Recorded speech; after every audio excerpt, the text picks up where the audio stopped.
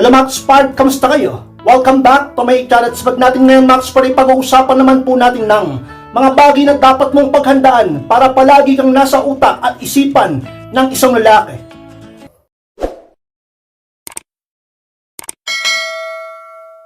At kung handa na kayong lahat, Max Spark, mag-start na po tayo. At muli, be inspired!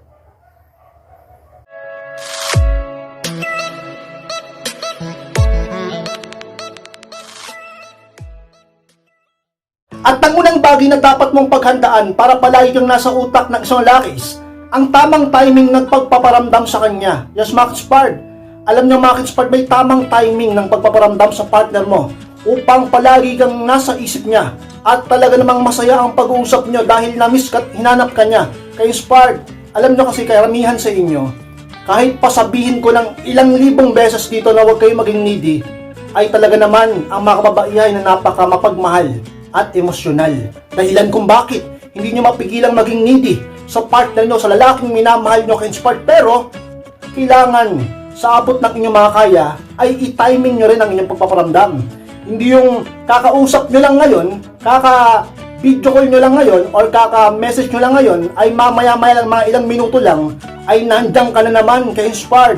Tamang timing ng pagpaparamdam sa lalaking mahal mo upang hindi naman siya magsawa at manlamig sa'yo, at hindi lumayo ang damdamin niya sa'yo, at hindi siya maboring sa'yo sapagkat wala ka ng challenge sa kanya.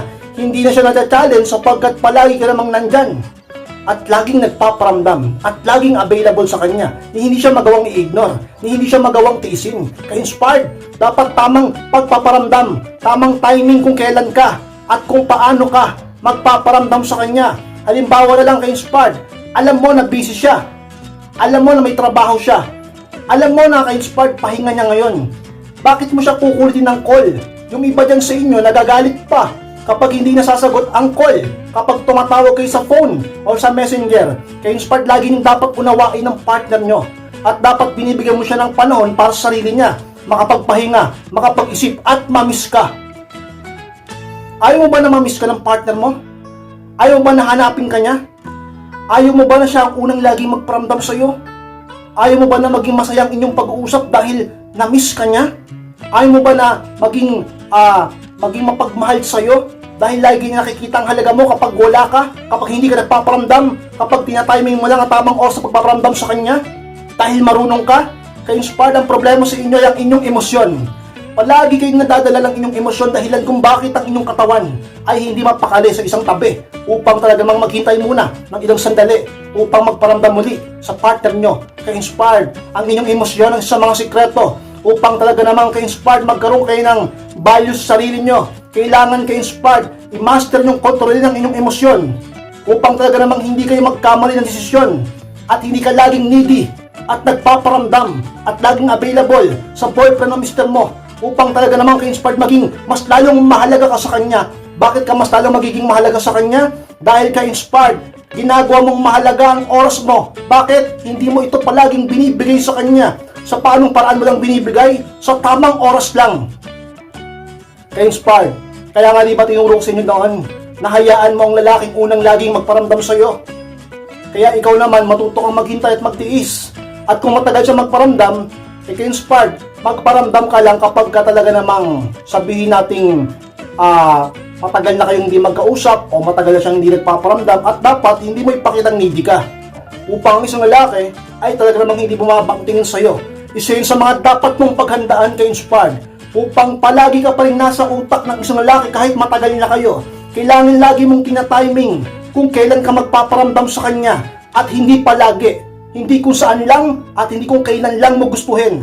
Kaya Inspired, dapat marunong kang balansehin ang emosyon mo upang mabalanse rin ang emosyon ng partner mo at palagi ka pa rin maging mahalaga sa kanya dahil hanap-hanapin ka niya, dahil hindi ginagawa mong mahalaga ang sarili mo sa utak niya, ginagawa mong mahalaga ang oras mo sa buhay niya.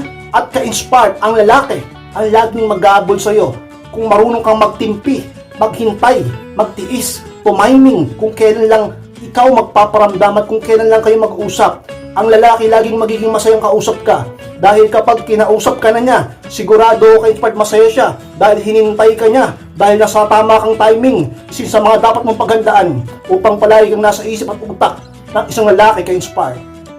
At ang pangalawang bagay ka-inspired na dapat mong paghandaan para palagi yung nasa isip at utak ng isang lalaki is ang iyong pagtanda. Alagaan ang iyong sarili. Yes, mga ka-inspired. Alam niyo mga ka-inspired, lahat tayo tatanda. Dapat isa yun sa bagay na talaga namang pinaghahandaan natin, lalo na mga kababaihan, lalo na inyong looks ka-inspired. Alam niyo mga ka-inspired, kahit pasabihin natin may edad ka na o matanda ka na ngayon o doon ang papunta mo, lahat naman tayo ka-inspired, pero kung inalagaan mo pa rin ang sarili mo, magkakaroon ka pa rin palagi ng value sa mata ng partner mo. Totoo yan ka-inspired, kasi yung iba dyan, ginagawang dahilan yan kung bakit pinapabayari lang kanilang sarili. Ginagawan lang dahilan na matanda na raw sila kung bakit hindi na sila nag-e-effort at nag-i-invest sa kanilang sarili upang maging sexy sila, maging maganda, mabango, maporma, at talaga namang kaakit-akit pa rin kahit matanda na. Kaya inspired, walang pinipiling edad. Ang pagiging talaga namang attractive, lalo na kung marunong ka. At sabihin natin may edad ka na o senior ka na pero napakabango mo pa rin. O kaya naman, sexy ka pa rin, manamit.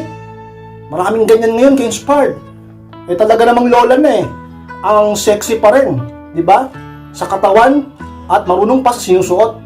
Tapos yung buhok, parang buhok dalaga pa rin.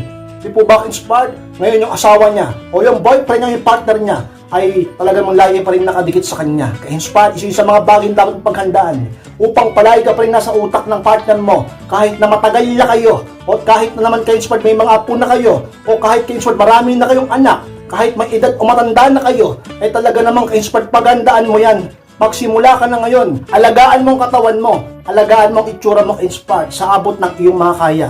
Dahil ang isang lalaki, hindi mo mapipigilan ang katotohanan, buong katotohanan sa mga kalakihan.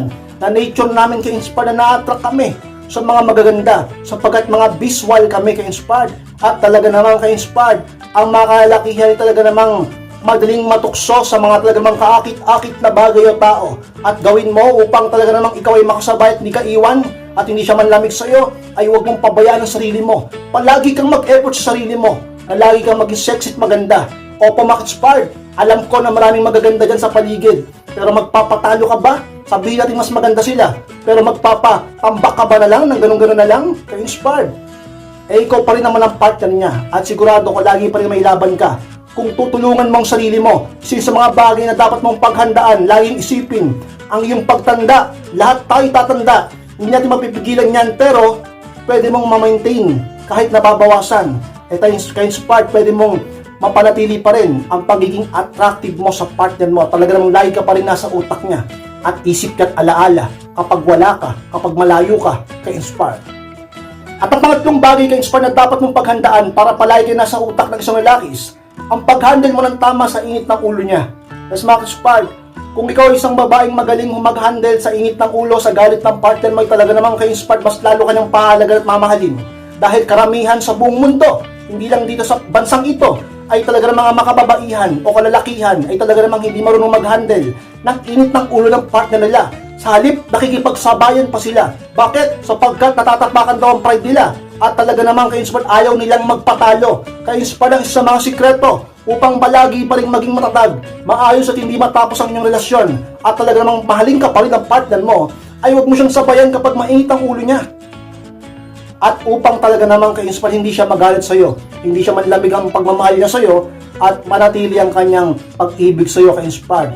Dapat magaling ka mag-handle sa init ng ulo niya. Isa yun sa mga dapat mong paghandaan. Kapag mainit ang ulo ang partner mo, pag galit siya, ay talaga namang kontrolin mo na kagad ang katawan mo, ang utak mo, ang emosyon mo, ang puso mo. Huwag ka magpadala sa bugso ng damdamin mo na nagagalit ka rin.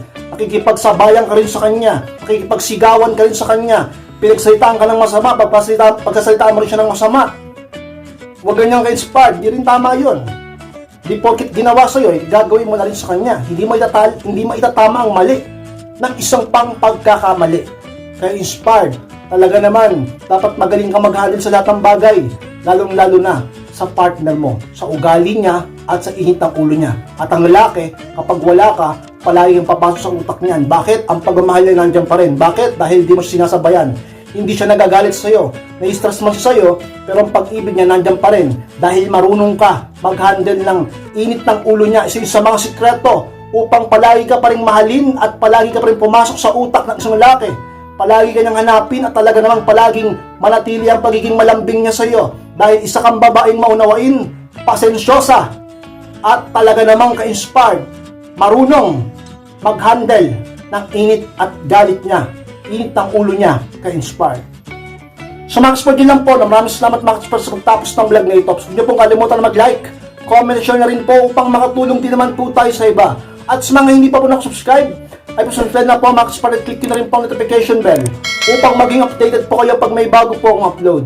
Maraming salamat mga ka-Spard at mag-iingat po kayong lahat. Mahal ko po kayo at muli, be inspired!